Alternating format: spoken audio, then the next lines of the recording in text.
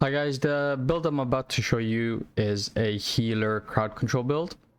This build is not the best at being a crowd control build because, you know, Eclipse will always be better, but it still does a decent amount of crowd control that you can use in Legendary or any other forms of content whilst healing your team at the same time. So let me take you through the pieces on the build. Okay, so on here we're going to be running 4 pieces of Future Initiative. When you have 2 pieces, you get 30% repair skills. When you have 15 pieces, when you have 3 pieces, you get 50% skill haste and 30% skill duration. And when you have the 4th piece, you unlock the brand set talent called Ground Control. So it increases you and your allies' total weapon and skill damage by 15% when at full armor. When you repair an ally, you and all allies within 5 meters of you are also repaired for 60% of that amount. So where it says increases you and your allies' total weapon damage and skill damage by 15% when at full armor, it doesn't have to be you that's at full armor. It depends on each individual whether or not they're at full armor. So for example, if I'm at full armor and my other teammates at full armor, so 2 of us are going to be at full armor and the other 2 are not at full armor, the people, me and my teammate with full armor, we will get the Future Initiative buff. The other 2 teammates that are not at full armor will not get the buff. So it does not depend on you whether or not you have full armor.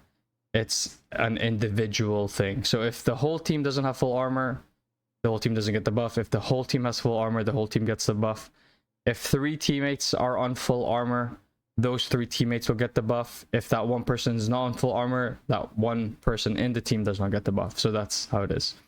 So my Future Initiative pieces are the mask, chest piece, holster, and knee pads. So my attributes are a skill tier, of course. Everything's gonna have a skill tier, as you can see. And all my attributes will be status effect. So status effect with skill haste gear mod. The chest piece, status effect, skill haste. The holster, status effect. The knee pads, status effect. So status effect increases the duration of the status effect, whether that be fire, foam, shock, whatever status effect you can do in the game. So I have the chest piece on for the Future Initiative because on here it increases the ground control damage bonus from 15% to 25%. So we are increasing our teammates damage output, whether they're using a skill build or a DPS build, from 15% to 25%. So that's a 10% increase in DPS or damage output from using the Future Initiative chest piece. Okay, for my other piece, my backpack, I'm using an Alp Summit ornament. It gives me 20% repair skills. On here I have skill tier, status effect, repair skills with a skill haste gear mod. And on here I have a talent called Creeping Death. So when you apply a status effect, it is also applied to all enemies within 8 meters of your target. Cooldown is 15 seconds.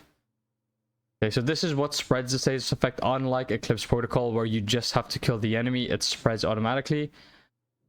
So it is important when you do foam the first time, if you know, honestly, this I would recommend this build to maybe someone a little bit more experienced that knows where they're going to be spawning or where the enemies are going to be, because you can automatically, you know, take advantage of using Creeping Death because as a cooldown 15 seconds, it's not really a short cooldown, I would say, especially if you're using foam. So yeah, that's the only downside to this build. For my last piece is the BTSU glove. It's got skill haste and repair skills. So on here it has a transfer overclock. It grants 50% hive skill haste per skill tier. Detonating a hive refreshes your skill cooldowns and grants overcharge for 15 seconds. If at skill tier 6, this effect also applies to all allies. Allies receiving this effect are unable to benefit from it again for 120 seconds. So we're going to be using a Restore Hive just to heal our team. It helps us keep at full armor to keep the buff up, and it also helps the rest of our team to keep the buff up because we are also going to be healing them. Okay, so when we deconstruct the Restore Hive, we basically get overcharge, and we get, in a couple seconds, you'll instantly get the hive back at full charge. Okay, and what's nice about that is you can overcharge your teammates as well. You can overcharge the foam, so the foam will be faster or will be stronger. So this is the foam. Sorry, why did I say faster? It doesn't make sense. I mean, the ensnare will be much better. So we're going to be using foam for the secondary skill. Here we go. So you'll be using the Restore Hive and the Riot Foam on this build. You can test other status effects skills on here. It's completely up to you. I'd highly recommend the Riot Foam, but if you want to test something else, go ahead and try it for yourself. For my weapons, I'm using the Scorpio. Okay, just remember when you do use the Scorpio, because the talent is a status effect, you will proc Creeping Death. So maybe just watch out when you use a shotgun. Just make sure you pay attention whether you've procced Creeping Death already with your foam. Then go ahead and use the Scorpio. But if you've not proc Creeping Death yet, you will proc it with your Scorpio and it'll be a waste. Okay. For my second gun, I'm using the Grudge, which is the named SMG that you get from Keener when you kill him in whatever that mission. Yeah, you get his gun. You can probably farm his gun quite easily in Petco for SMGs. I picked it up so many times, but the talents on here is Perfect Vindictive. Killing an enemy with a status effect applied killing an enemy with a status effect applied grants you and all allies within 20 meters 18% critical hit chance and 18% critical hit damage for 20 seconds. So if you have them foamed and you just want to finish an enemy off, you will give your team some damage boost as well. So I can't speak, guys. I'm struggling, maybe because I just woke up. Okay, so this, you can use this gun. And then lastly, I have a pistol with Perpetuation. This is the card 45.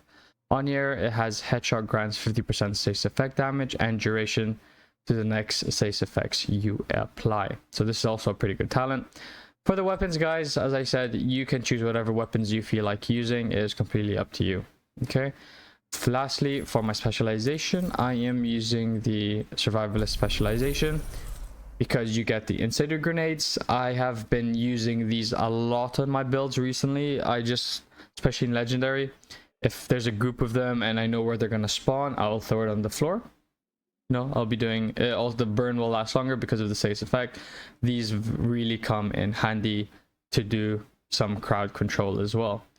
You also get the bonus of Survivalist. This one here, group members get 10% bonus damage to targets with status effect. So we're going to be doing status effect with the foam, plus you have the grenades, so your teammates will do 10% extra damage towards those enemies that are status affected.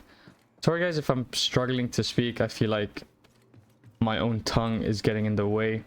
Okay, so I'm going to show you when the thing is procced, when the Creeping Death is procced. So what you want to do, just hit one enemy and there you go. Okay, that's pretty much it.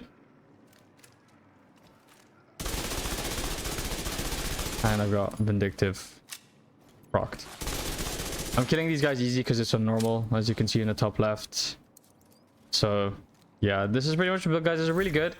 The only downside to this build, it's once you've proc Creeping Death and you can't proc it anymore, I feel like you do waste a lot of Riot Foam just if you're gonna foam a singular person. So I would just recommend, you know, just to take your time foaming certain enemies. But yeah, it's a pretty good build as well if you want to heal your team and do a decent amount of CC. Remember, this is not the best crowd control build. Eclipse is probably still the best, but if you want to do both, this is a way you can do it. But don't forget, with this build, you're also buffing your team and you're also giving them overcharge. Okay, so you're giving your team multiple things.